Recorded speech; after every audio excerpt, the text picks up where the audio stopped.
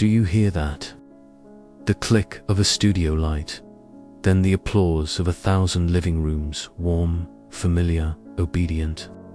You are sitting very close to the television and the sound is too bright, as if someone polished it until the smiles gleam. A thin, cheerful voice tells you the show will begin. A man with a pale, practiced grin moves through the crowd, his tracksuit catching the flash from camera rigs. That is your first clean image. Celebrity as comfort, celebrity as domestic ritual. It sounds harmless. You're listening to 102 hours where stories don't just get told, they come alive in the dark. You probably won't survive this. Emotionally, I mean.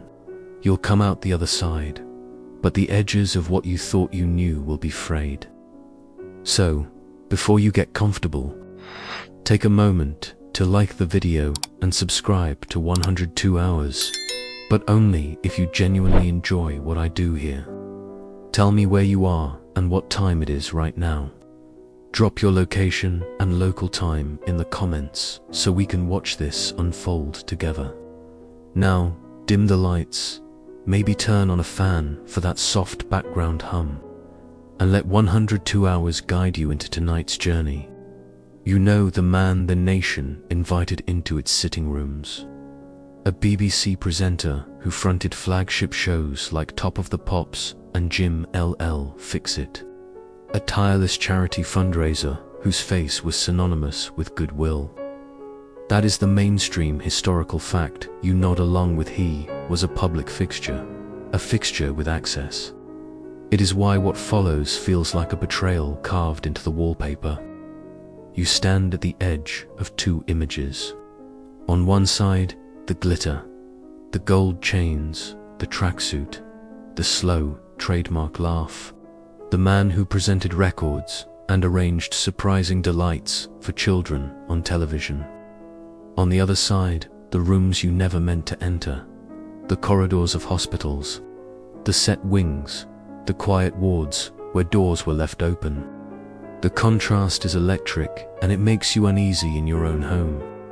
You notice the details now, how he worked charity events like a tactician, how he positioned himself near vulnerable people and shuffled applause into opportunity. A quirky, almost unbelievable detail threads through the accounts.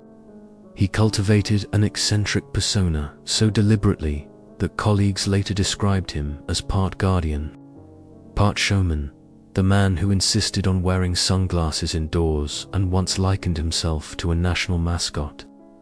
It's the sort of fringe information people repeat in whispers when they remember the odd photographs and the always present publicity. You walk into that theater of performance and realize the camera's glare is a kind of armor. People defer to stars. Institutions bend for reputations. In true crime history, one recurring pattern is that fame creates a shield. Victims often delay speaking out. Communities protect a beloved image. The machinery of celebrity rewrites doubt into silence. You feel the push and pull of that truth inside your chest, the ordinary fact of human disbelief made monstrous by scale. Investigators still question whether the deference that surrounded him was accidental or cultivated weather. Colleagues and leaders at broadcasting and medical institutions knew more than they admitted, and whether those in power chose convenience over confrontation. You hold that question like a coin under a lamplight. It flips, and you cannot be sure which face will land. You move closer to the people who were nearest him: volunteers, nurses, camera operators, small characters in this vast stage. Some remember open doors and a man who took odds and ends into private rooms. Others remember jokes that didn't land and laughs that landed too easily. You sense how generosity became a vocabulary for control. Chocolates, gifts, special privileges that later looked like bargaining chips. The method is nearly theatrical benevolence as leverage. Breathe. Take a slow breath. There are intervals, here moments, that let you steady the pulse. The crimes that weave through this narrative did not happen all at once. They accumulated in small, stealthy ways until the pattern was undeniable. That's a mainstream historical fact of these cases. Predators often act in increments, and it's the accumulation of small acts that becomes the evidence. You are listening to survivor memories as if through a thin wall. Names are whispered. Rooms are described in the half-light. You realize how ordinary the settings, field canteens, backstage corridors, hospital wards places. You and I know that is the point. Monstrosity lived inside the ordinary. It makes you scan your own life for similar comforts, for the faces people trust without question. There's a cold cleverness to how he used altruism. Fundraising tours, hospital visits, and charity galas became both spectacle and cover. He was, for a long time, the kind of public figure who could cross the boundary into private spaces and be welcomed. In that welcome lay the vulnerability others exploited. You now understand the peril in applause. It is easy to confuse celebrity with benevolence, harder to see it as a tool. You listen, and the sound of the clapping keeps repeating, distant and hollow. You are on a train that will not stop at comfort. Ahead, the curtain will be pulled back, but for this moment the stage is still set and your role in willing, curious, angrious, only just begun. In the days after the curtain falls, historians will note the pattern. Institutions that prize reputation over transparency rarely act swiftly.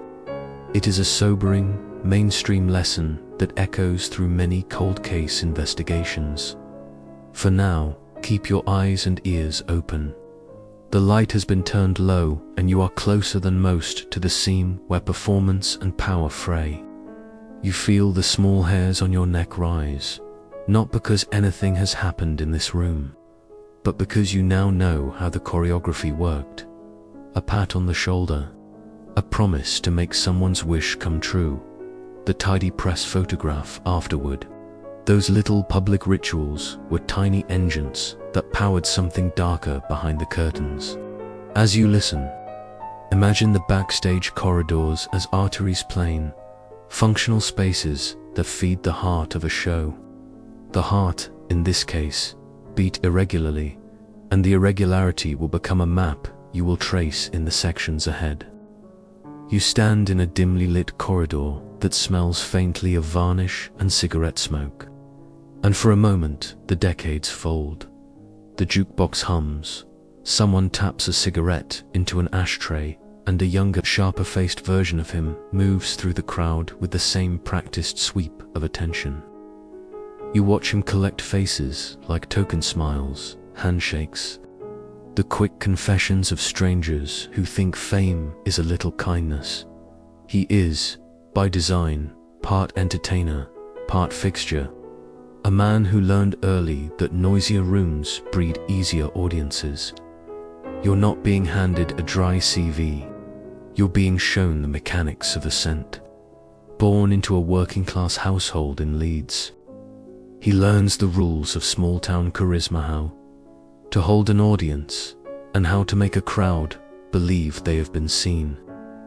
The mainstream historical fact here is simple. Many public predators begin by climbing social ladders. The old-fashioned way through performance, charm, and relentless visibility. Fame is not always instantaneous.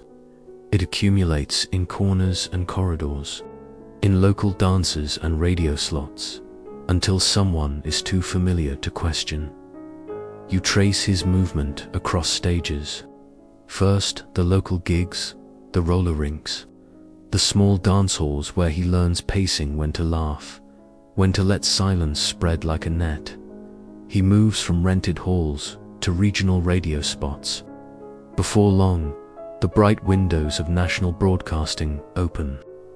You feel the slow widening of his orbit, the way a small spotlight becomes a floodlight. Top of the Pops pulls him into millions of living rooms. Jamel Fixit hands him the key to children's fantasy. The public applauds because applause is the currency of celebrity, and the currency buys him access. There's a quirky detail that makes you tilt your head. He cultivates eccentricity like a costume tracksuits that gleam under lights, sunglasses worn indoors even when there's no sun, and an almost ritualistic fondness for gaudy jewelry. These affectations are theatre and shield both. They keep the focus on persona while obscuring the man beneath.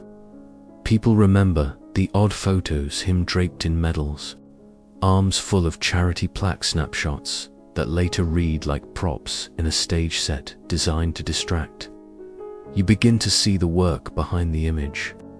He learns quickly which doors open with a handshake and which require a check or a televised stunt. Charity becomes a stage on which he is both benefactor and performer. Hospitals bend their corridors to media schedules. Fundraisers align with photo calls. Volunteers sign release forms they don't fully read. In that mainstream pattern, public performance folded into philanthropy recognize an efficient method of social camouflage. Benevolence, once public and loud, muffles suspicion. Do you hear the small mechanics of reputation building? He staffs press events with charmers, supplies local papers with soft pieces, and lets the columns write the narrative for him. This is how national myths are manufactured, an ordinary man given extraordinary praise. The more ubiquitous the image, the harder it is for ordinary people to accept a contradiction. You sense how human kindness becomes an argument against accusation. He gave so much, people say, almost pleadingly. It's a reflex, rooted in our social wiring. Goodness and generosity make us reluctant to suspect malice. Investigators still question whether those early tales, widely circulated stories of wartime heroics and improbable rescues, were part fact and part performance. Whether the myth-making began before his prominence and helped smooth later suspicions. You hold that question like a compass. It points to a recurring true crime truth. Narrative control precedes, and sometimes prevents, accountability. You watch how the machinery of media rewards repetition. Repeat a charitable image enough times, and it becomes evidence of character. In the sound of this repetition, you feel a humming, almost hypnotic loop that quiets doubt. That's why his rise matters beyond dates and headlines. It shows how institutions, hungry for good press and donations, can become complicit in a performance that later looks like a cover. There are small, human moments among the publicity. Fans press letters into his hands. Children beam at the camera. Managers pat him on the back. You notice the pull between public affection and private isolation. The more public he becomes, the more invulnerable he seems. It's a paradox, from other cases in true crime history. Solitary predators often hide behind crowds. Visibility becomes anonymity. You feel the weight of that paradox as if it presses in the room with you. As he grows into a national fixture, you note the structural transitions, regional studios that funnel talent to London. Producers who reward a personality they can program. Executives who learn that controversy sells but also scares sponsors. He navigates these shifts with a practiced face and an instinct for timing. Where others stumble quietly, he learns to place himself at the center of attention in ways that always look helpful. Fundraising for hospitals, special visits for sick children, benevolent guest appearances. Every handshake has its photograph. Every photograph becomes a claim. You also pick up on quieter, creepier logistics. How he times visits when supervision is loose. How he prefers certain doors and certain wards. And how his presence alone can change a room's routine. These details are small, granular, and often dismissed in real time. Only later do they bureaucratically add up into a pattern. It's a textbook aspect of clandestine grooming: small shifts in routine, adjustments in access, micro-decisions that accumulate into opportunity. There is a human cost threaded through his ascent. For every check presented and ribbon cut, there are people who trusted the light and later found dimness under it. Survivors would later tell of ordinary moments and unexpected invitation. A private word, a small gift hand, how those moments changed everything. You keep that human cost in the foreground and refuse to let the glamour wash it away. You breathe a long, deliberate breath and imagine the late-night phone calls and press briefs that turn the pace of a career into a running show. You hear producers swapping notes, managers shepherding schedules, press officers drafting copy that will appear the next morning. It's a little like watching gears mesh, the celebrity machine grinding forward, indifferent to the damage it might conceal. By the time the nation knows his face, the ascent is complete. You feel the momentum, the routine solidified, the myth speaking for itself, the man almost indistinguishable from his performance. That is, you're now watching how a local entertainer becomes, through repetition and access, a shape that society trusts without question. It is not an accident, it is a process. Keep that process in mind. It becomes your lens for the rest of the story. You move through the backstage doors and feel the institutional hum: cardboard boxes, clinical forms, a security desk that looks more like a suggestion box than a fortress. These are the places that make access ordinary. Reception desks, sign-in books, volunteer lanyards. You find yourself tracing the quiet logistics that turned goodwill into opportunity. Hospitals, studios, and charities are not mere settings. They are active systems with routines, hierarchies, and loopholes. When someone knows which door to choose, where to linger, and which staff to flatter, access becomes a habit. It's a mainstream fact in true crime history that institutions often create the conditions predators exploit. Rigid hierarchies, deference to status, and a bureaucratic preference for reputation management over messy accountability. You feel that historical pattern under your fingertips as you read the names of wards in faded press clippings and imagine the maps of studio corridors that never made it into popular retellings. The systems that are supposed to protect the vulnerable can, paradoxically, become the very routes predators learn to navigate. You watch how he learned institutional choreography. Cameras, medical passes, and charity credentials became a uniform of sorts.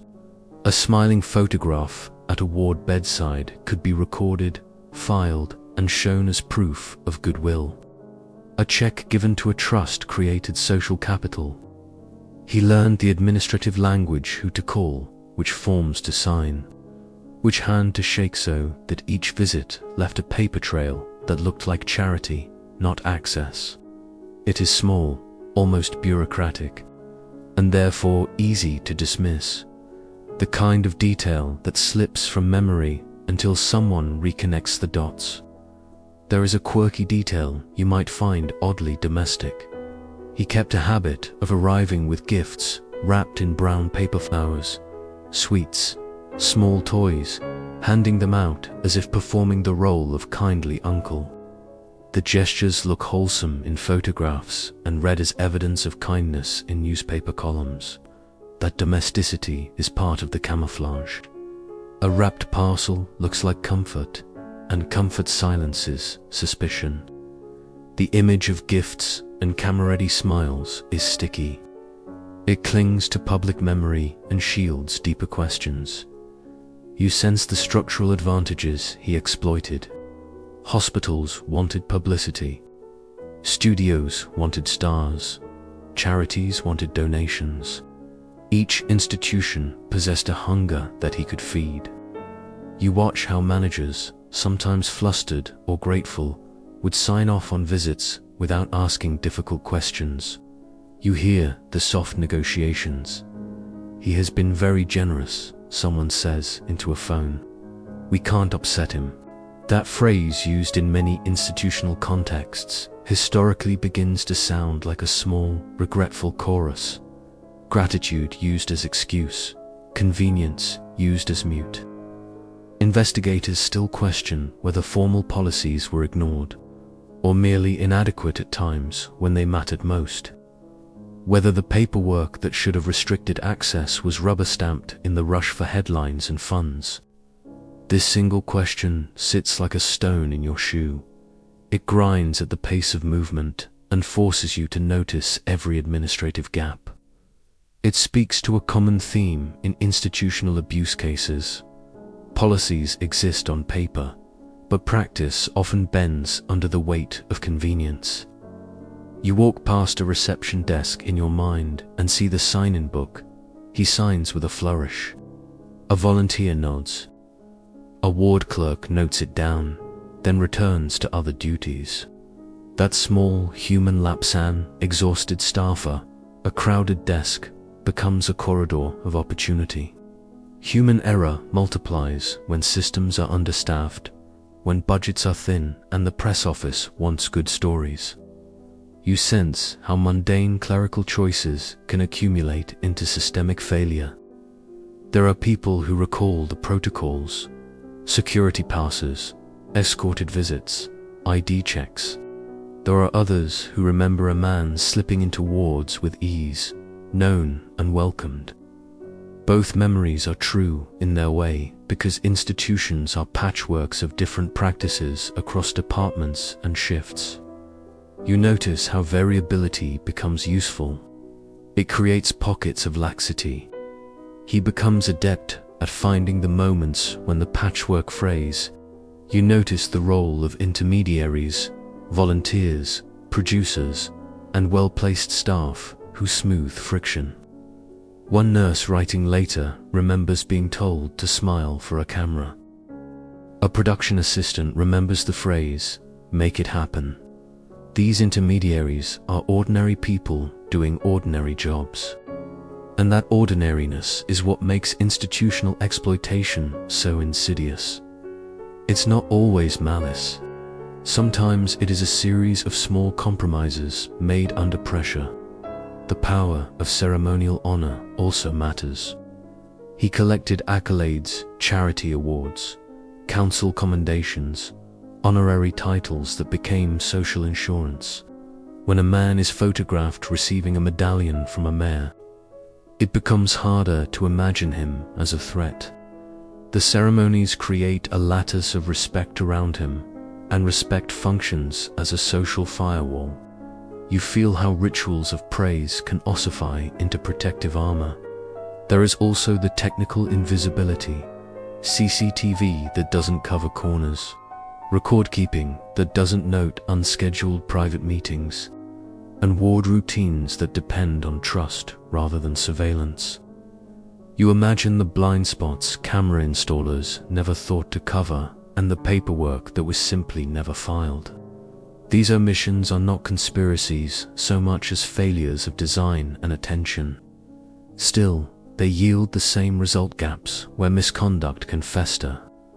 You are closer to the staff rooms now, where conversations are hushed and justification threads through polite phrases. "He's good for us," someone says. "He brings in the money." The language of gratitude becomes a shorthand that stifles scrutiny.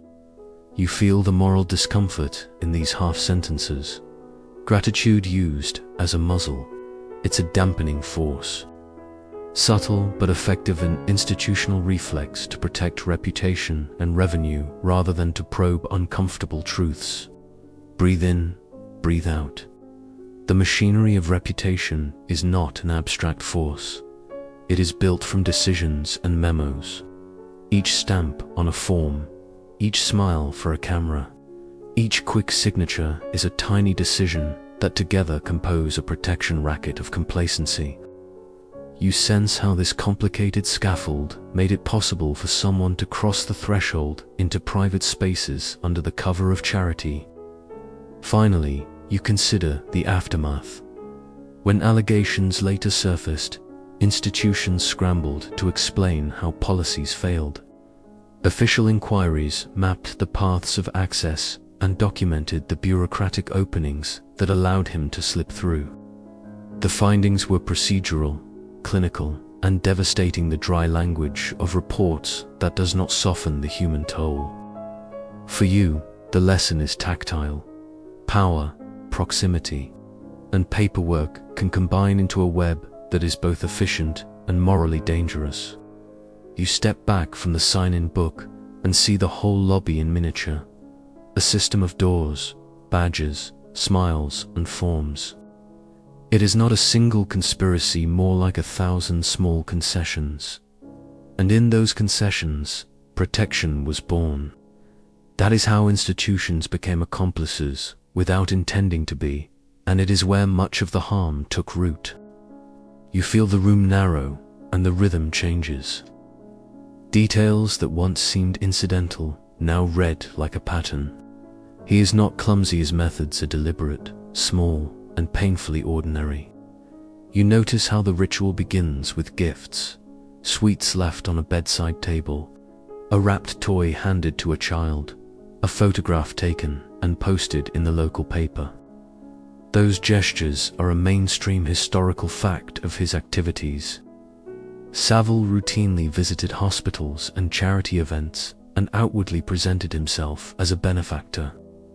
The public record is full of pictures and press coverage showing him in those settings. The gestures are tiny, public, and convincing. Grooming often starts with attention, and you witness it in miniature.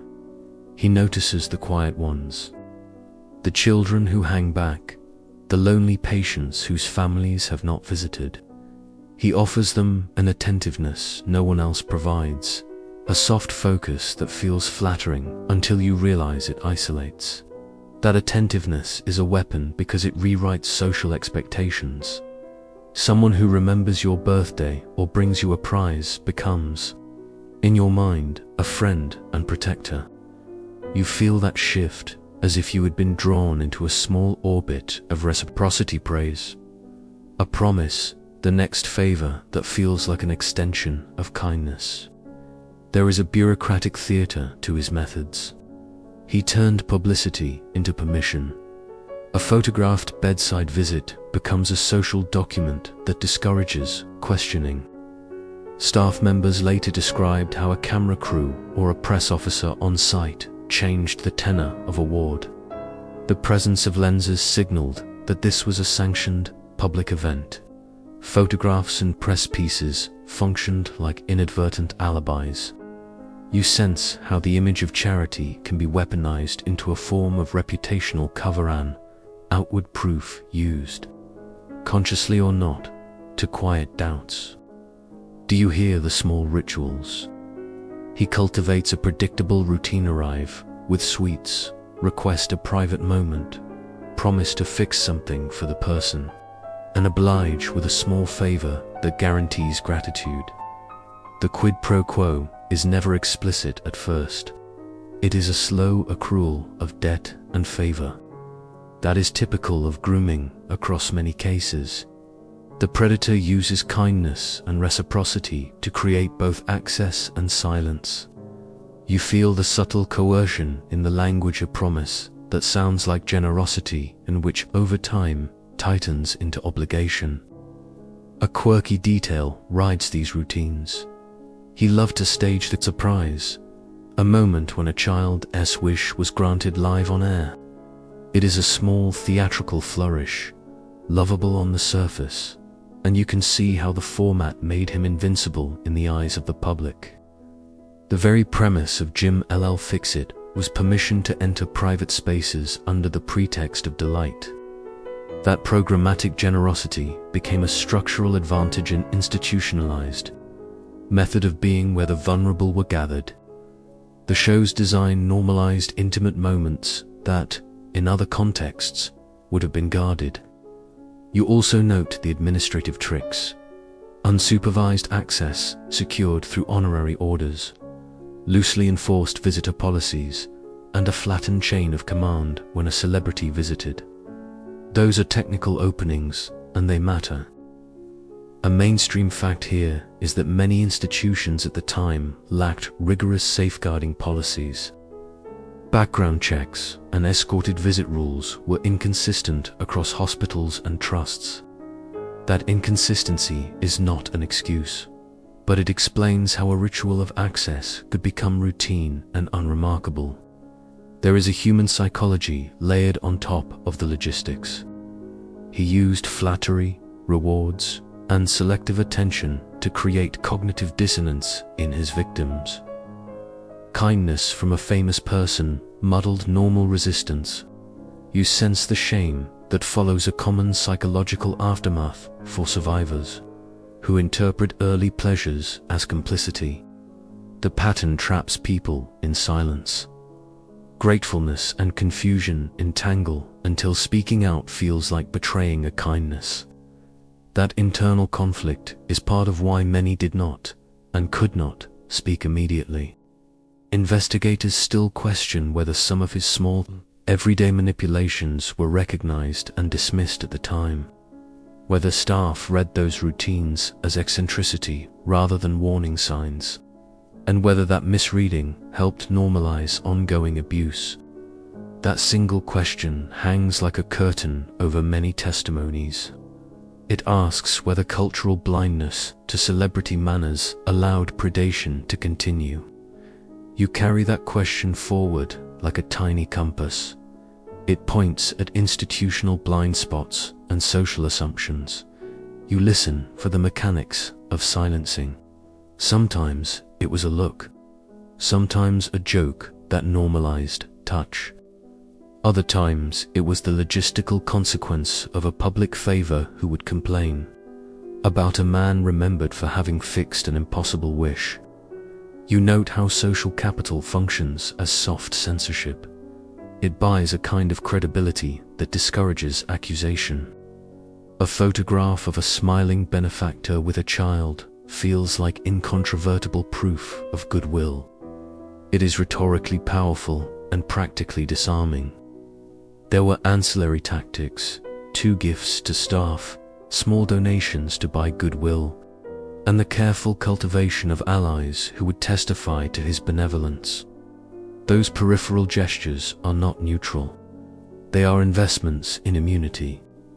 You imagine the quiet gratitude of a nurse who received a donation for a ward, the subtle reluctance to question the donor who made that possible. Social indebtedness is a heavy, often unspoken ledger. You also notice the spatial strategies. He preferred certain rooms, certain wings, and certain moments when supervision was reduced. Predators often learn the rhythms of their environments and exploit thin moment shift changes, visiting hours that wane, the times when the ward is quieter. That tactical knowledge is mundane and precise. It is the kind of detail that rarely features in headlines, but makes all the difference in practice. Small choices of timing and place add up to opportunity. Despite the careful choreography, the pattern leaves traces. Recurrent victims remember the same phrases, the same gestures, the same places. Memories align in the small particulars: a scent, the rustle of a tracksuit, the odd glint of a ring. Those consistencies are the forensic threads that later investigators would follow. The mainstream fact is that patterns emerge from repetition. The repetition was his undoing. You take a breath and feel the weight of that repetition. It is cumulative. Small acts stacked like bricks until they become a wall. The tactics were not spectacular. They were insidious because they were everyday. You are left with the uncomfortable realization that the ordinary can be weaponized, and that the rituals of kindness can, in unscrupulous hands, become instruments of harm. When survivors later spoke, it was the accumulation of those small things, the gifts, The promises, the private jokes that built a narrative of abuse. The methods mattered because they explain why people stayed silent and why institutions failed to notice. For now, hold that image. A series of tiny, deliberate gestures that together created an architecture of access and silence.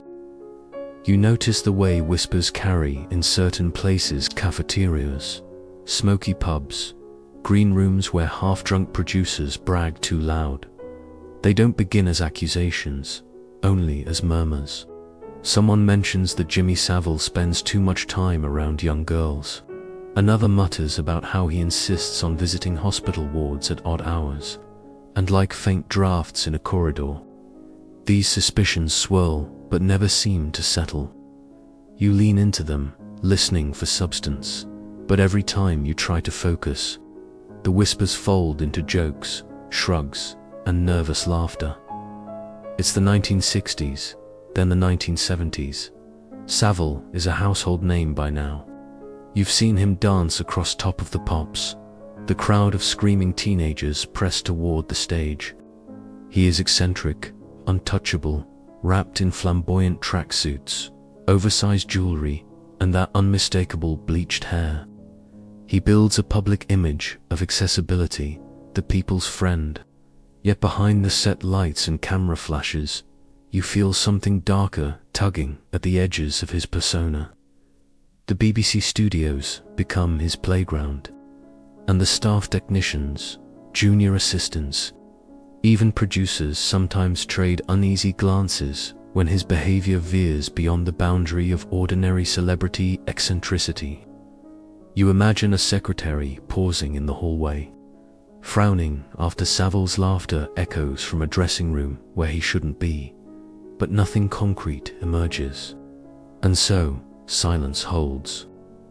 A historical fact worth noting: during this same era, Britain still carried an almost religious reverence for institutions.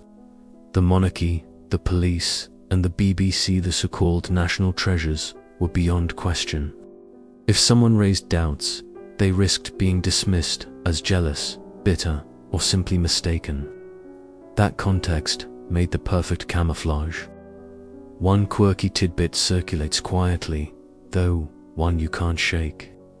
Staff remember Savile walking around the BBC with a cigar in hand, but instead of smoking it, he would chew on it like candy. When teased, he'd mutter that it was better for the voice. Oddities like that became part of his legend, distracting from the more troubling eccentricities people hesitated to name. You sit with the thought, how could so many miss it? Or rather, how could so many see pieces of it and still let it pass? The uncomfortable truth is that fame generates gravity, and those in its pull rarely resist. Employees joked that if Savile asked for something, you gave it, because otherwise he might go straight to the Director General and have your job. That was the atmosphere, fear or complicity. You step through the years, and the rumours grow louder, though still slippery. A BBC memo even surfaces later, hinting at unseemly behaviour. But nothing comes of it. Instead, the machine of entertainment rolls forward, fueled by ratings and advertising. The laughter track drowns out unease. The broader culture mirrors this blindness. Think of another crime story that once unfolded in plain sight. In the 1970s, serial killer John Wayne Gacy in the United States played a clown at children's parties while hiding victims in his house. People saw only the costume, not the monster behind it. Institutions ignored complaints until it was too late. History has a way of repeating that same lesson. Warning signs become invisible when wrapped in charisma. Even so, you sense cracks forming. A tabloid reporter pushes for a piece. A hospital nurse voices discomfort about his late-night visits. Yet each time, editors pull the story, supervisors wave it away. They tell themselves there's not enough evidence.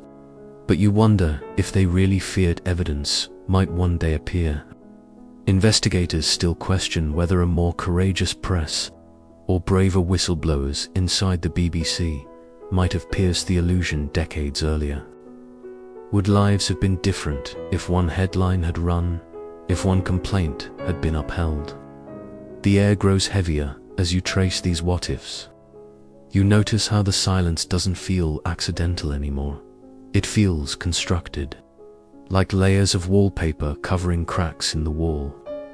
Beneath the glitter of celebrity, something festers, and you know it won't stay buried forever.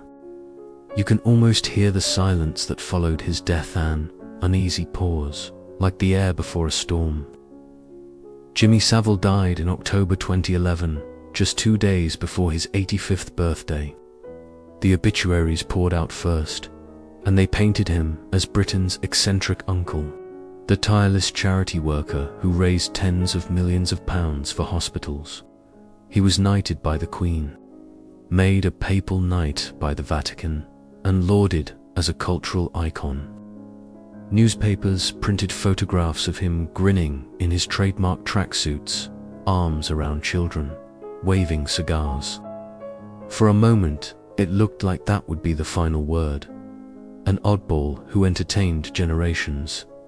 But then the air shifted, in whispers first, and then in open testimony. Within a year of his funeral, everything changed. In October 2012, ITV aired a documentary Exposure, The Other Side of Jimmy Savile. You remember the shock when survivors appeared on screen, describing what he had done, how he had used his fame as a shield. It was as if a mirror cracked in real time. The man who had been knighted, adored, and trusted now appeared in a grotesque new light. The British public reeled. You might imagine sitting in a living room, hearing the broadcast, feeling the floor tilt beneath you. All those years, all those rumors, suddenly condensed into undeniable testimony.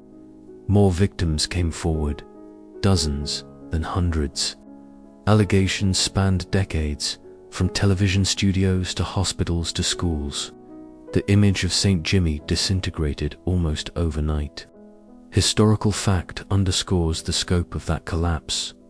Within the first year after the ITV documentary, the Metropolitan Police recorded more than 450 complaints of sexual abuse connected to Savile. The youngest victim was just 8 years old. The oldest was well into adulthood. The crimes stretched from 1955 to 2009, an unbroken thread of predation across more than half a century. You can almost see investigators staring at the sheer scale of it.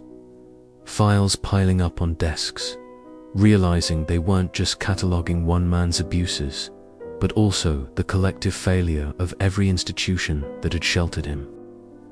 The BBC launched internal reviews. The National Health Service initiated inquiries into hospitals where Savile had roamed unchecked. Charities distanced themselves, shuttering programs once tied to his fundraising. Even the Vatican withdrew honors. It felt like an empire collapsing after the tyrant's death. And yet, one of the most chilling realizations is this: he never faced a single trial. He slipped into the grave, untouched by legal judgment. For survivors, that fact landed like salt in a wound. They spoke of betrayal, of anger at being silenced for decades, only to watch the truth come out when it was too late for justice. You try to reconcile the timeline in your head. All the missed opportunities, the ignored warnings, the culture of deference that let him thrive. Investigators still question whether police, journalists, or BBC executives deliberately suppressed the truth to protect the reputation of their institutions, whether it was a perfect storm of fear, disbelief, and complacency. There's something surreal about how his public image lingered in those first days after his death, when plaques, statues, and tributes dotted Britain. Hospitals bore his name. Streets displayed commemorative signs. Within a year, they were being torn down, spray-painted, or quietly removed in the night. Communities that once celebrated him suddenly recoiled. The pendulum had swung so hard, it felt like whiplash. Amid this unraveling, a quirky tidbit surfaces from local papers. In Scarborough, the coastal town where Savile was buried, his gravestone was defaced with graffiti reading "Rot in Hell." Within a week, the family had it removed entirely, leaving only an empty patch of earth. That erasure itself became symbolic. How do you bury a legacy that was once praised, but is now contaminated beyond repair? You realize that the posthumous exposure of his crimes didn't just destroy Savile's reputation, it forced Britain into an uncomfortable reckoning with its own blindness. The question wasn't only how did he get away with it, but why didn't we want to see it? Just as with past scandals, the Catholic Church abuse cases, the cover-ups in state institutions, the story wasn't just about one redditor, but about networks of silence that allowed him to flourish. The survivors' voices, once dismissed, now took center stage. Listening to them, you hear decades of suppressed fear break open into raw honesty. Each story revealed the same pattern. A charismatic man, untouchable, who turned access into exploitation, and each story raised the same haunting realization. These crimes had been hiding in plain sight. The unraveling continues even as you stand back from it. Investigations, reports, and documentaries pile up, each confirming what survivors already knew. And you sense that Britain has stumbled into a nightmare of its own making.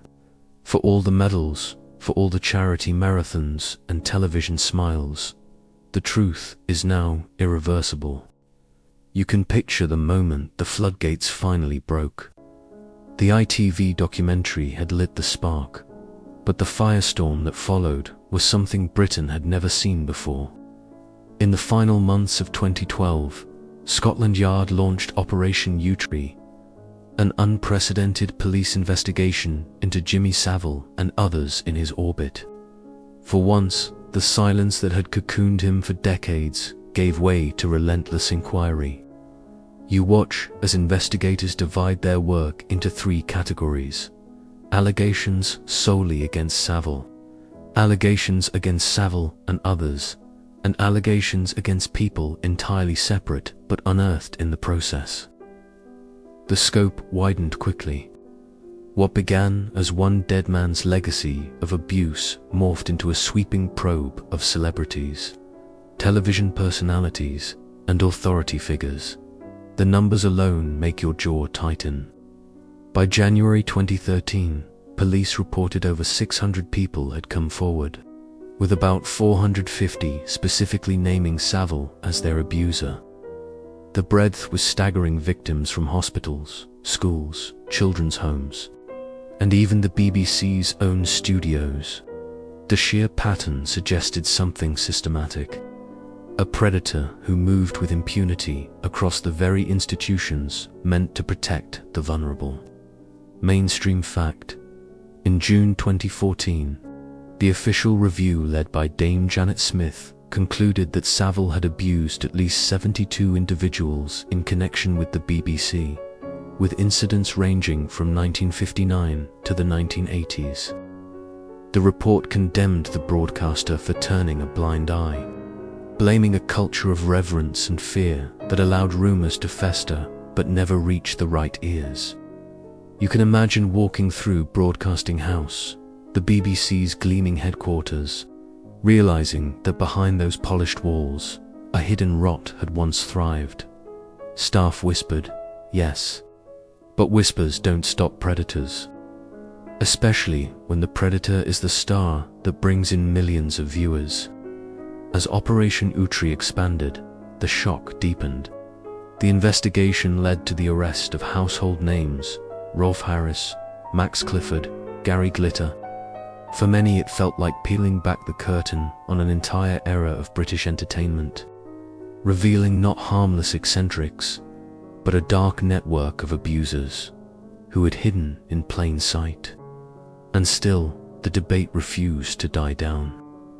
Investigators still question whether Savile's crimes were purely the result of one man's manipulative genius, or whether there existed a quieter conspiracy of enablers people who shielded him to protect careers, reputations, or the brand of the BBC itself.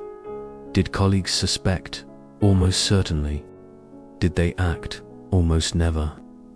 The survivors' stories, once buried, began to thread together into something undeniable. Listening to them, you catch the echoes of patterns repeated across decades. Backstage corridors, hospital wards, dressing rooms. Some were children who believed that if they told, no one would believe them after all, who would take the word of an anonymous teenager against Sir Jimmy Savile. Others said they did try to speak, only to be dismissed or warned to keep quiet. Amid the tidal wave of official reports, a stranger, almost absurd tidbit bubbled up in the press.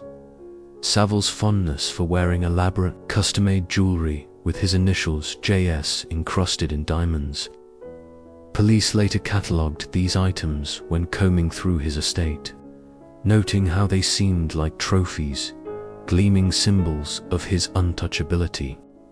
One officer remarked in an interview that the jewelry felt like armor, part costume, part masked his way of dazzling the world while hiding something monstrous beneath. You can almost see those glittering trinkets laid out on a police evidence table. The shine, now stripped of charm, reduced to grotesque reminders of how appearance shielded reality. Operation Yewtree was never just about cataloguing Savile's victims. It became a societal autopsy. How could so many institutions, from hospitals to broadcasters to law enforcement, fail so completely? How could complaints be brushed aside, year after year, decade after decade? The deeper you dive, the more disturbing the pattern. Nurses recalled warning hospital administrators in the 1970s about Savile's inappropriate behavior, only to be told to stay quiet. He was, after all, a major donor. Police in earlier decades received reports that never led to charges. Journalists whispered in newsrooms but balked at publishing without career-ending evidence. Each failure became a stitch in the web that kept him safe. There is a bitter irony in how Savile himself seemed to predict this unraveling. In old interviews, he would grin and say things like, "You'll find out the truth about me when I'm dead." At the time, it sounded like a mischievous quip from a man who thrived on eccentricity. In hindsight, it lands like a confession hiding in plain sight. As the Yewtree files grew, you feel the gravity of history pressing down. Britain was not just grappling with a fallen star, but with its own complicity in building myths around fame, charity, and eccentricity. The idea that someone could be both knighted and predatory, both beloved and feared, forces a reckoning with the fragility of public trust. And yet, even with reports stacked high, the unease remains. Investigators still question whether we truly know the full scale of Savile's crimes, or whether darker truths still lie buried, either in sealed files, unreported testimonies, or lost decades when victims had no voice. In the end, Operation Yewtree wasn't only a police investigation, it was a mirror. A reminder that sometimes monsters are not strangers lurking in alleys, but smiling faces we invite into our homes through television screens. You find yourself standing in the echo chamber that followed Operation Yewtree.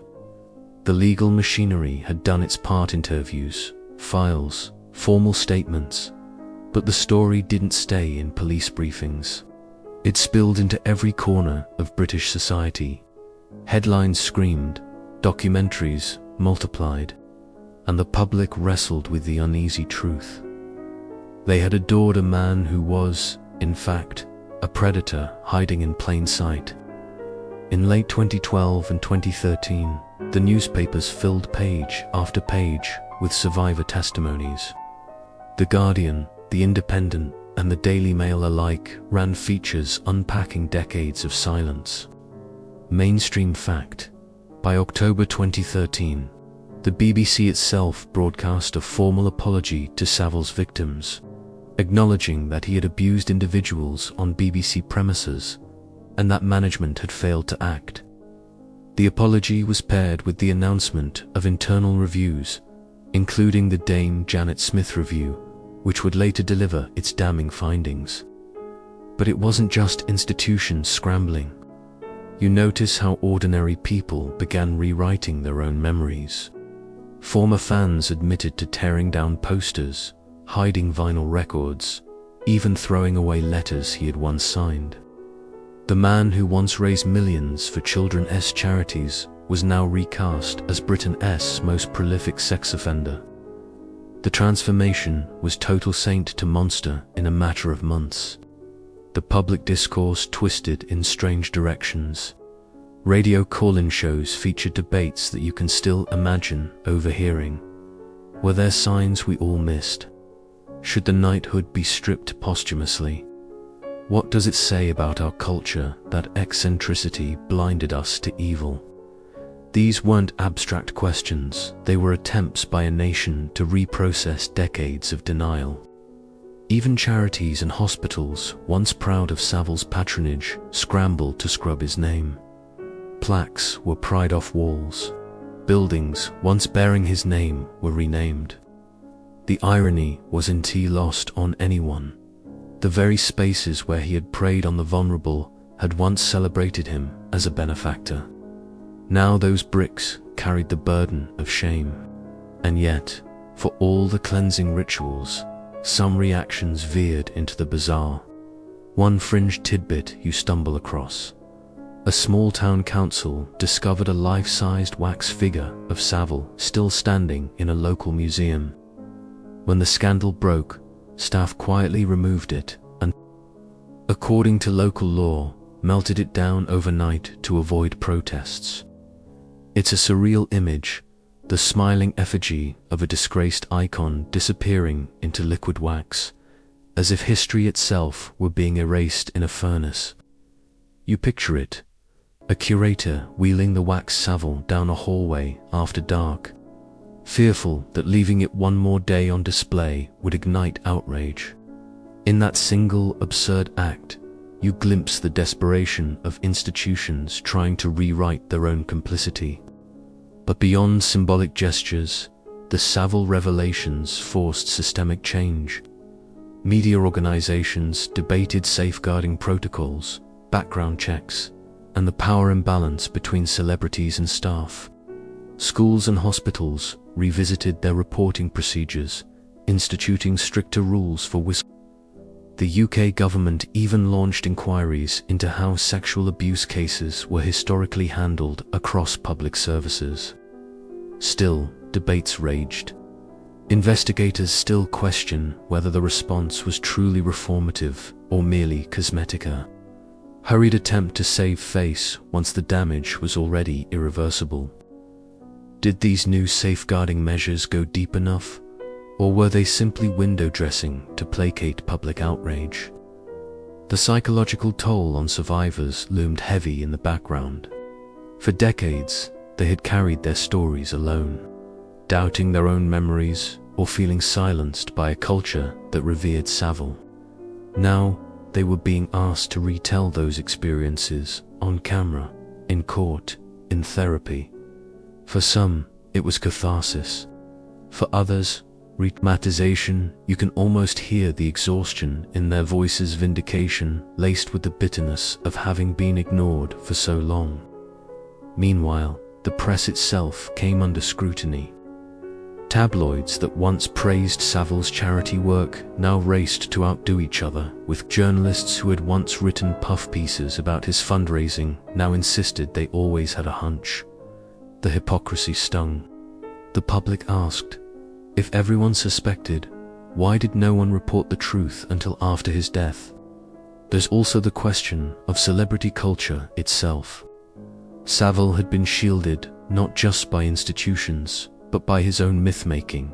He was flamboyant, eccentric, larger than life. He cultivated the image of an untouchable showman. In hindsight, his quirks read like camouflage. The gaudy tracksuits, the gold chains, the cigars. These eccentricities distracted the public, turning suspicion into amusement. "That's just Jimmy being Jimmy," people would shrug. It was a fatal indulgence. You can't help but think of a phrase survivors repeated again and again. "No one would have believed me." And in that phrase lies the cruel paradox.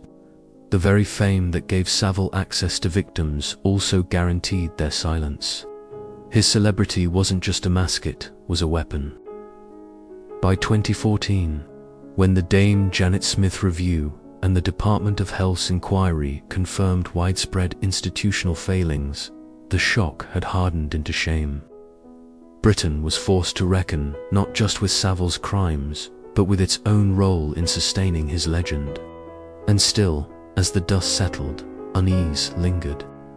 Investigators still question whether the full story has been told, whether hidden files remain locked in archives, whether accomplices or protectors slipped through the cracks of Operation Yewtree. For every name that surfaced, perhaps others escaped. For every survivor who spoke, perhaps others still remained silent.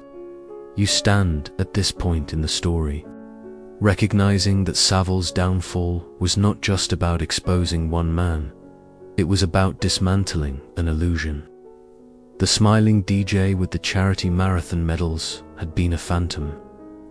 What Britain confronted in 2013 was not his undoing, but its own awakening.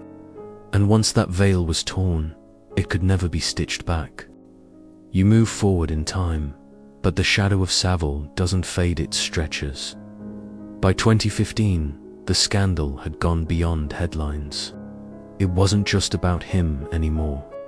It had become a touchstone for debates about trust, power, and the fragility of institutions. Everywhere you turn, parliamentary debates, op-eds, television roundtables, the name Savile is invoked not only as a person, but as a symbol. Mainstream fact: in February 2016, the Dame Janet Smith Review released its official report, confirming that Savile had sexually abused at least 72 people in connection with the BBC, ranging from ages 8 to 47. The report concluded that serious failings at the BBC allowed him to operate unchecked for decades. It was no longer rumor, no longer testimony alone. Here was documented proof, stamped with institutional authority. And yet, the release of the report triggered another wave of disillusionment. You imagine yourself reading the findings, line by line, realizing the extent of the negligence. Missed complaints, rumors ignored, complaints silenced. The BBC, once a bastion of national pride, was now painted as complicit, whether through willful blindness or cowardice. Public reaction split along sharp lines. Some called for criminal charges against executives who looked the other way. Others argued that punishing individuals decades later served no purpose. You hear the rhetorical tug-of-war in public forums. How can we hold the BBC accountable without dismantling it entirely? If everyone was complicit, does that mean no one was responsible? The questions had no easy answers. But beyond the boardrooms and press conferences, ordinary people found themselves re-examining the very idea of celebrity. If someone as grotesque as Savile could masquerade as a saint for half a century, who else might be doing the same right now? Parents grew wary of institutions. Fan clubs dissolved. Letters to editors carried a new cynicism. We should never worship anyone. The effect rippled outward. Other famous figures faced scrutiny. Operation Yewtree had already charged several celebrities, some guilty, some acquitted. But the Savile precedent ensured that suspicion now clung like a stain. To be eccentric, flamboyant, or overly familiar with fans was no longer quirky. It was a potential red flag. And then, the debates deepened into darker waters. One of the more unsettling tidbits surfaced not in mainstream media, but in late-night radio chatter and obscure blogs. Claims that Savile had boasted of holding the keys to Broadmoor Hospital, a high-security psychiatric facility, and that he would wander the wards as if he owned them, while investigators later confirmed he had unusually free access. Fringe accounts alleged he used this privilege for more sinister purposes, supposedly attending patient parties behind locked doors. These stories remain murky, fueled by whispers more than evidence, but they illustrate how far public imagination was willing to go in reconstructing Savile as a Gothic figure haunting Britain's institutions. You can almost see the cultural split forming. On one side, meticulous investigators poring over documents, confirming abuse in hospitals and schools.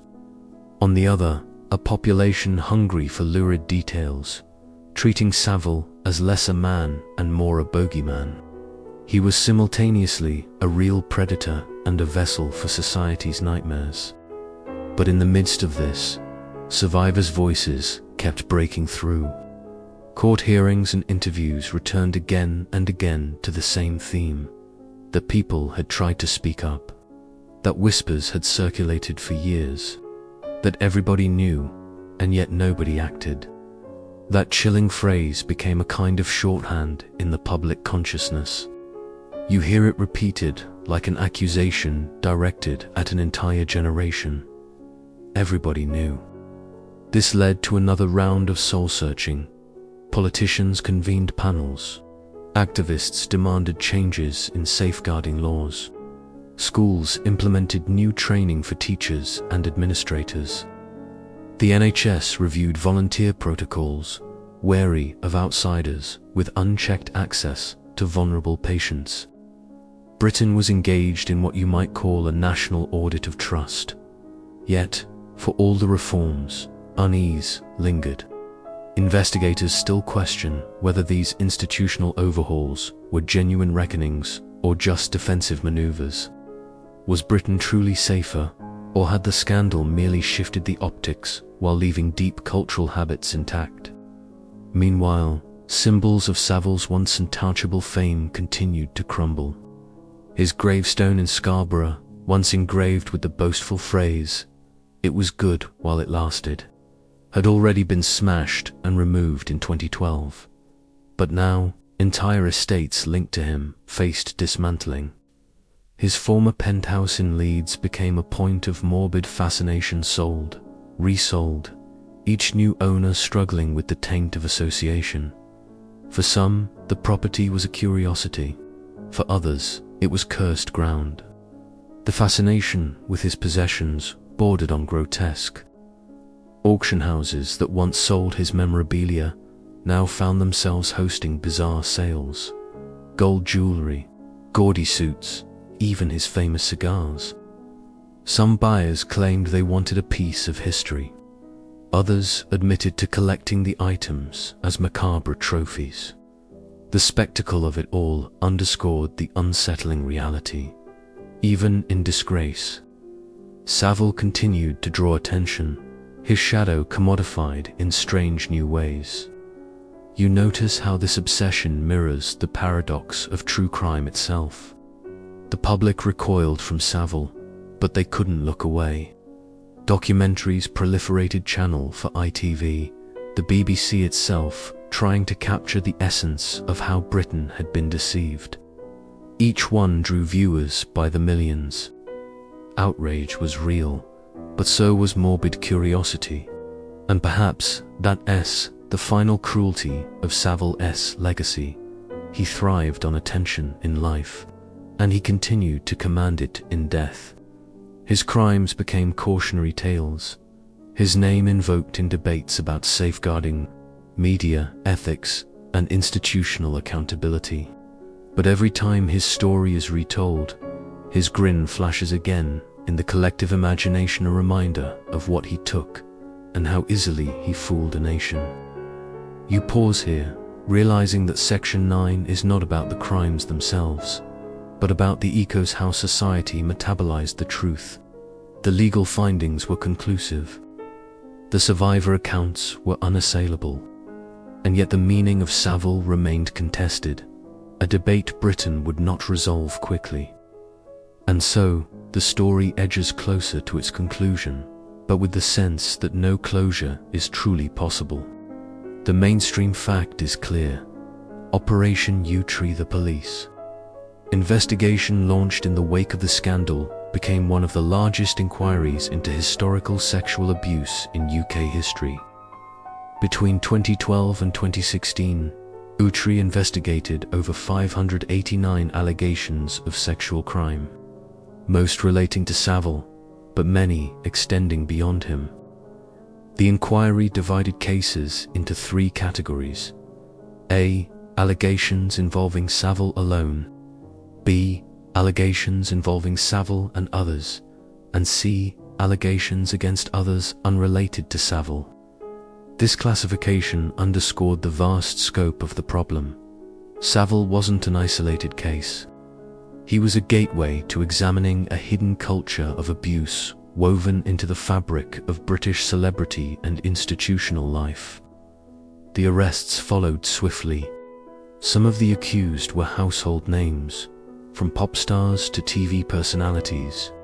A few were convicted, serving prison sentences. Others were acquitted, their reputations permanently stained by association. Public debates flared. Had Yewtree gone too far, casting too wide a net? Or had it not gone far enough, stopping short of prosecuting powerful figures still alive and protected? You imagine yourself watching late-night debate programs in 2014, hearing guests argue over the balance between justice and witch hunt. We must believe victims, one insists. But we can't destroy lives based on rumor, another counters. The tension is palpable, unresolved. And here lies one of the great paradoxes. Yewtree both validated survivors and unsettled the public's sense of justice. For many survivors, the inquiry was the first time they were listened to. The first time their testimony was not laughed off or buried.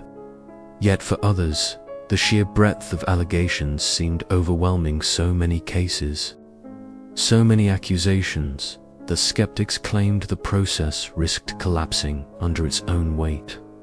This tension opened the door for fringe speculation.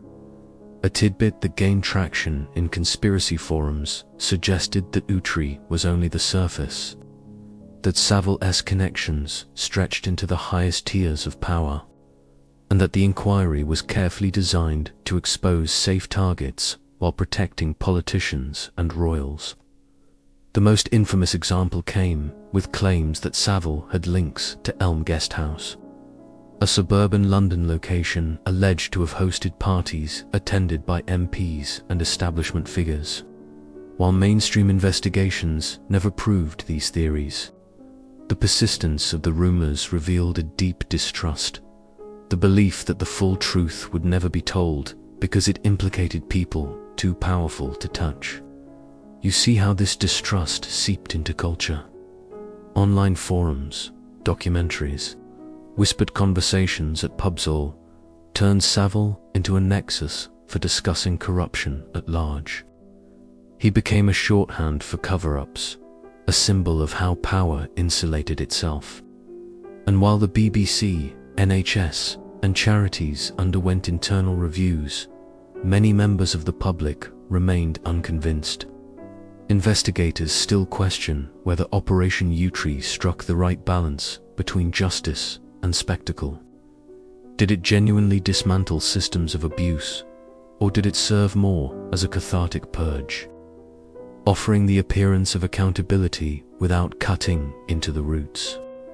Even more complicated were the political debates. In 2014, the Home Secretary announced a broader independent inquiry into child sexual abuse, IICSA, designed to examine institutional failures beyond Savile. Its mandate stretched across schools, churches, the armed forces, and political circles. On paper, it looked like the ultimate reckoning, but its progress was plagued by delays, resignations, and criticisms of inefficiency. Survivors who had hoped for closure found themselves dragged into bureaucracy, their trauma extended rather than resolved. Meanwhile, cultural fallout spread in subtler ways. British comedy, once rife with innuendo and boundary-pushing humor, began to shift. Jokes that might have been acceptable in Savile's heyday were now radioactive. Broadcasters grew wary of eccentric presenters.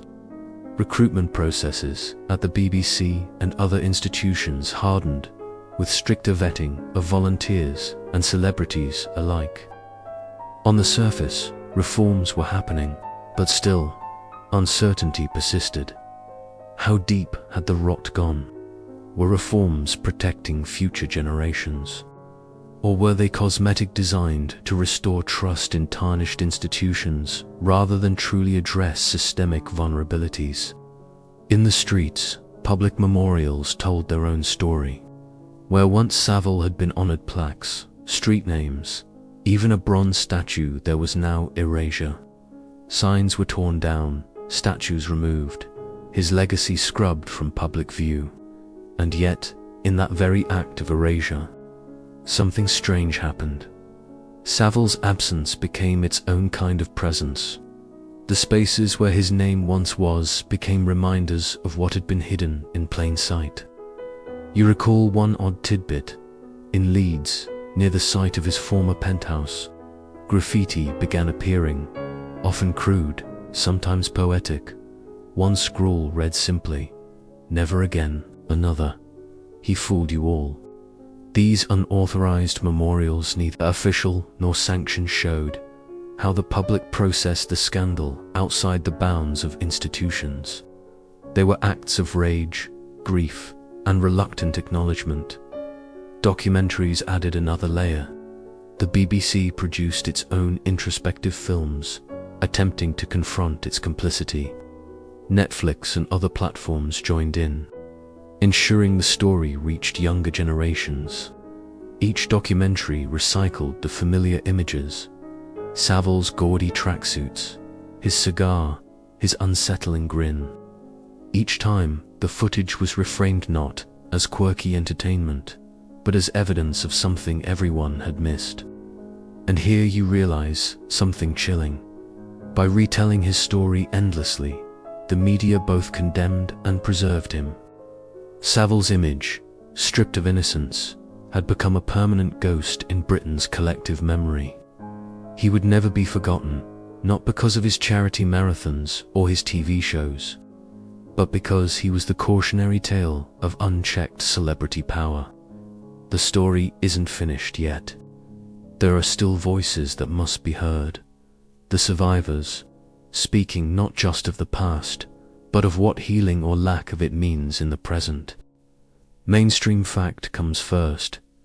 In 2016, Dame Janet Smith's report concluded that Savile had abused at least 72 people at the BBC alone, ranging in age from 8 to 47. But those were only the verified cases. Charities like the NSPCC estimate the number of survivors runs into the hundreds, perhaps even over 1,000.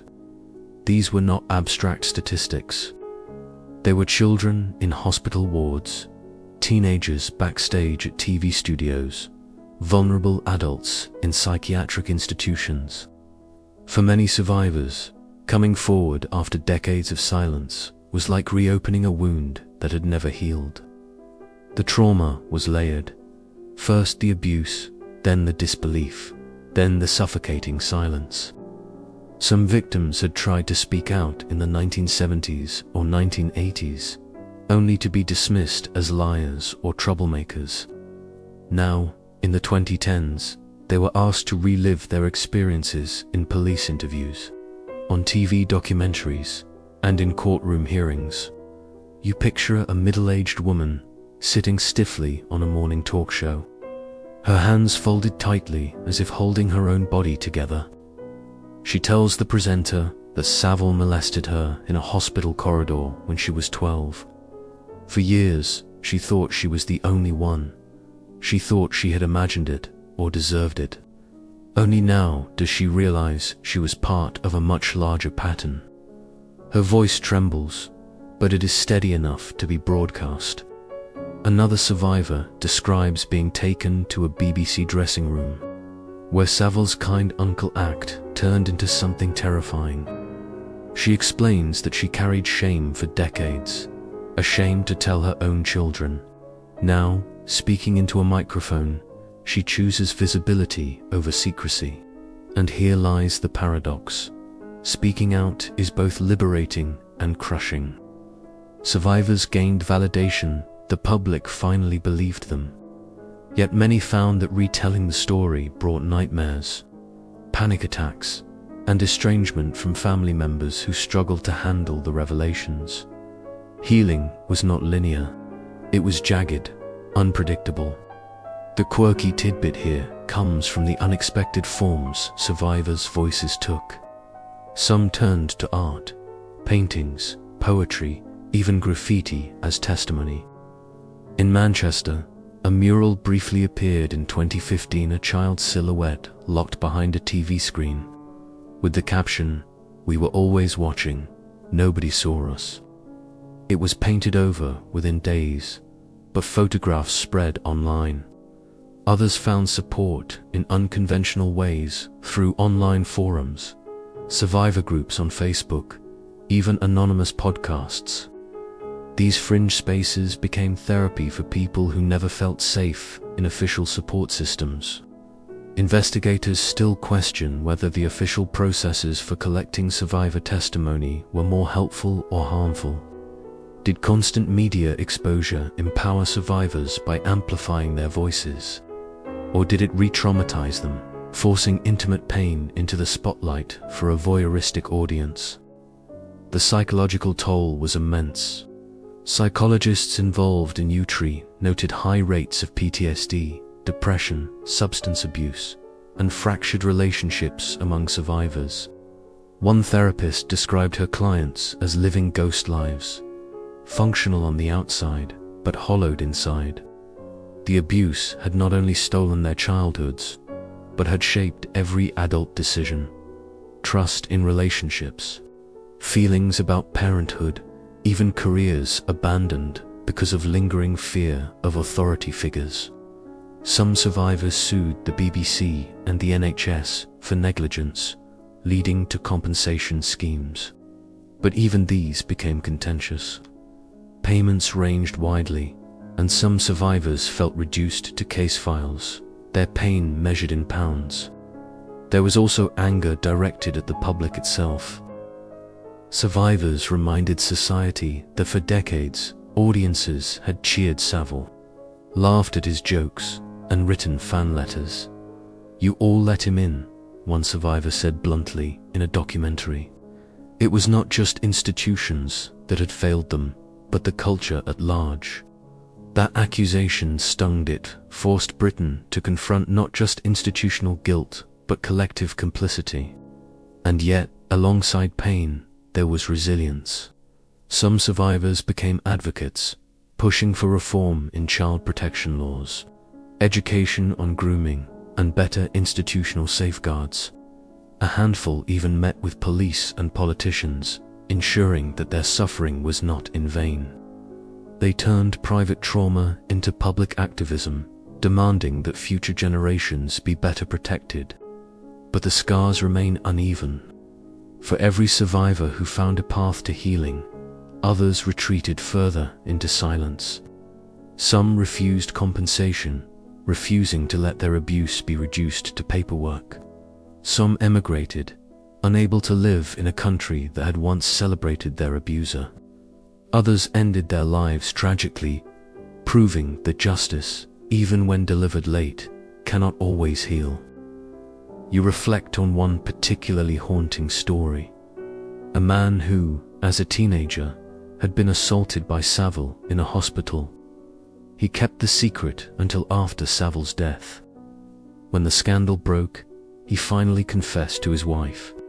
She wept not just for what had been done to him, but for the decades they had shared without knowing the shadow he carried.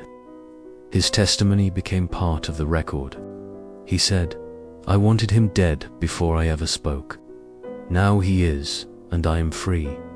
But I am also too late. Too late for justice. Too late for prison sentences. Too late for closure." Survivors received validation, but they were denied the sight of their abuser facing consequences in a courtroom. The man who had hurt them the most was buried with full Catholic rites, in a golden coffin on a hill in Scarborough. Only later was his grave desecrated and the coffin removed. Even in death, he had the upper hand until the public literally tore him from the ground. You arrive at the end of this long, unsettling road. After tracing Jimmy Savile's rise, his hidden abuses, the failures of institutions, the bravery of survivors, you're left with one final question. What is the aftermath, and what lessons, if any, have truly been learned? Mainstream fact grounds us first. After Operation Yewtree, the UK underwent sweeping institutional reforms. The BBC established new safeguarding protocols, mandatory reporting procedures, and independent complaints channels. Hospitals, charities, and schools implemented stricter child protection measures. The UK Parliament held hearings on historical abuse cases, drawing parallels between Savile and other predators exposed in his wake. In 2015, the Independent Inquiry into Child Sexual Abuse (IICSA) was formally launched, with a remit to investigate systemic failures across decades. On paper, the changes looked significant. Training modules multiplied, safeguarding officers were appointed, complaint hotlines were created. Yet the question lingers: are these reforms robust enough to withstand human error, power dynamics, and the cultural silence that once enabled Savile? Investigators still question whether the post-Savile reforms are truly structural changes, or whether they function more as institutional theatre designed to reassure the public without fundamentally shifting entrenched hierarchies. After all, as critics note, many of the people who ignored or dismissed allegations in the past quietly retired, never facing accountability. The system rebranded, but did it truly repent? The quirky tidbit comes from Scarborough, where Savile was originally buried. His grave, marked with a grand headstone listing his titles and honours, became a site of controversy within months of his exposure. Locals vandalised it, scrawling "Rot in Hell" in spray paint. Soon after, the family ordered the headstone removed entirely. The stone was broken into pieces and sent to a landfill buried anonymously to prevent it from becoming a shrine, or conversely, a site of continued desecration. His coffin was exhumed and reinterred in a private, undisclosed location. In effect, the man who had sought visibility in life was erased in death, denied even a public grave. It was as though Britain itself tried to redact him from memory. But erasure cannot undo history. For survivors, the aftermath is a paradox. On one hand, there is validation, official reports, police acknowledgements, media recognition. On the other, there is enduring pain. Compensation schemes and institutional apologies feel hollow when the abuser never stood trial. The justice that came was symbolic, not penal. Survivors walk forward carrying truths that no reform can fully balance. You reflect on the cultural reckoning. Documentaries and dramatizations continue to probe the scandal. Netflix released Jimmy Savile, a British horror story, in 2022, sparking another wave of debate. Should such stories be retold for awareness, or do they risk sensationalizing trauma? BBC dramas have also attempted to capture the scandal awkwardly, since the BBC was both enabler and chronicler. The debate itself reveals how unresolved the legacy remains. Society struggles with the duality of Savile's image. For decades, he embodied national charity and entertainment. Now he symbolizes betrayal and predation. School lessons on grooming and safeguarding sometimes invoke his name, almost as shorthand for how not to trust appearances. His image has shifted from cultural hero to cautionary tale. Yet beyond the institutional and cultural shifts, you notice the deeper lesson about human psychology. The Savile scandal exposed how celebrity functions as camouflage.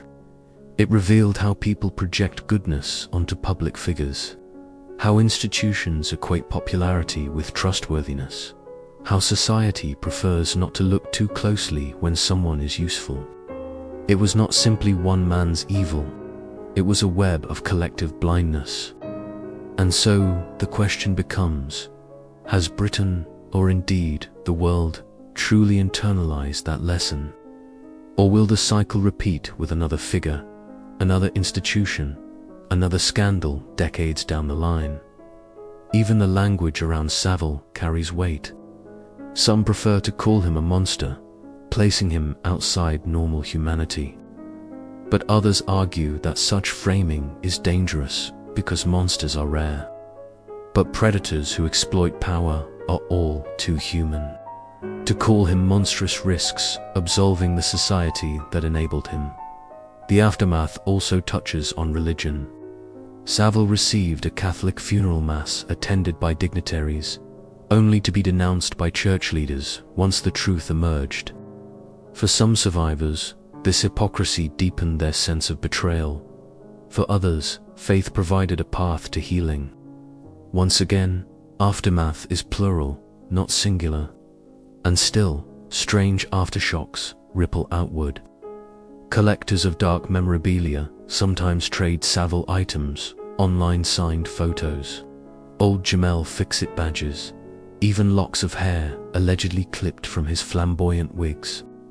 The market thrives on notoriety, a fringe economy feeding on cultural infamy. It is a grotesque form of legacy, proof that scandal itself can become currency. But perhaps the most enduring legacy is caution.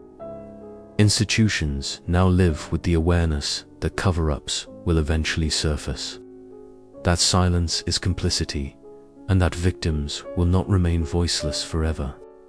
Whether this awareness leads to genuine vigilance or merely performative policy remains uncertain.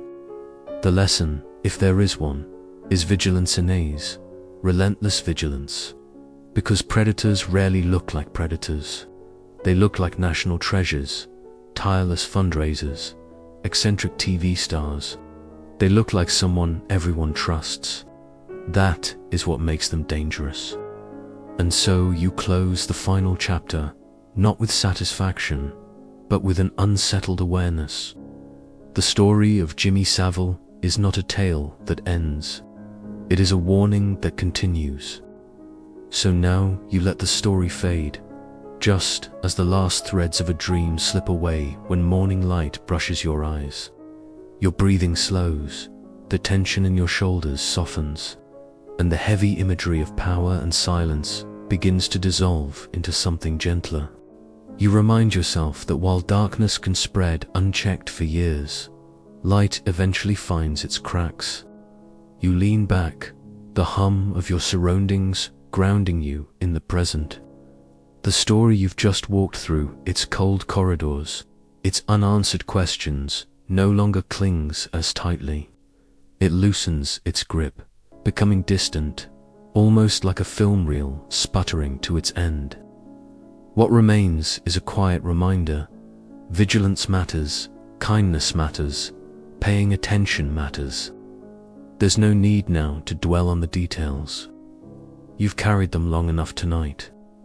Instead, let your focus drift toward smaller comforts, the softness of the pillow beneath your head, the steady rhythm of your own breath, the faint awareness of how safe you are in this moment, compared to the chaos of the story that has now dimmed into memory. Each exhale lengthens, carrying away the sharper edges of fear and replacing them with stillness. Each inhale draws in calm, as though the air itself has thickened into something protective and warm. And in that space between wakefulness and sleep, you can let go completely. The world outside will continue to wrestle with its questions, but for you, here and now, peace is the only thread worth holding on to. So close your eyes, release the weight, and drift gently into whatever dreams wait for you. You've made it through this journey, and you've survived.